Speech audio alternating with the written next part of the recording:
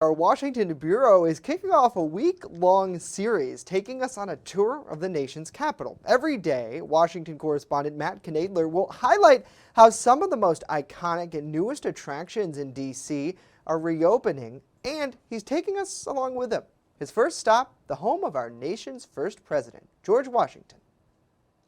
The coronavirus pandemic shut down Mount Vernon for 99 days last year, the longest stretch since the Civil War. We had the mansion closed for a period of time. We were running tours only through the first floor. But this summer, the home of George Washington is welcoming visitors once again.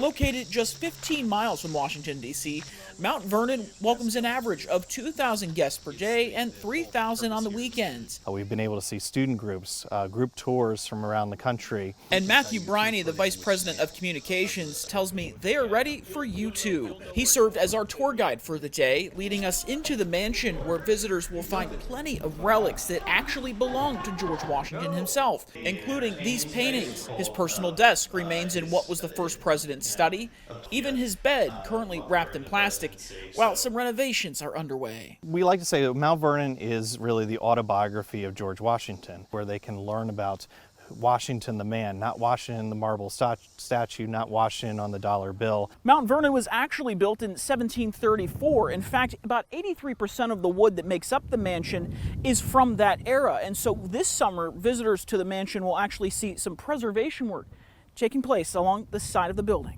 The aim is always to keep things as original, as if Washington was coming here tomorrow, he would recognize the place. Mount Vernon's spacious 384-acre estate has accommodated social distancing pretty well over the last 18 months. Once you leave the mansion, you'll see the land is still home to plenty of other Washington originals, including this greenhouse. He was interested in agriculture and farming. Down the road, you'll find cattle and livestock like you would in the 1700s. You'll also find a modern memorial to the 317 slaves that kept the estate operating. Yeah, this is 1929 language, so there are some questionable language. Ultimately, visitors will find their way to George and Martha Washington's tomb, a solemn place to pay their respects. It's been meticulously maintained to look exactly as it did in the time of Washington's death, 1799. The tour wraps up with an interactive 4D theater and exhibits where visitors can learn more about the life of George Washington before, during, and after the presidency.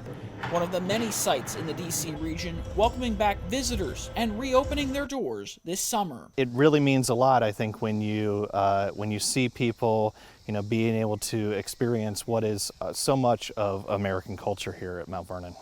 In Mount Vernon, Virginia, Matt Knadler, WNY News Now.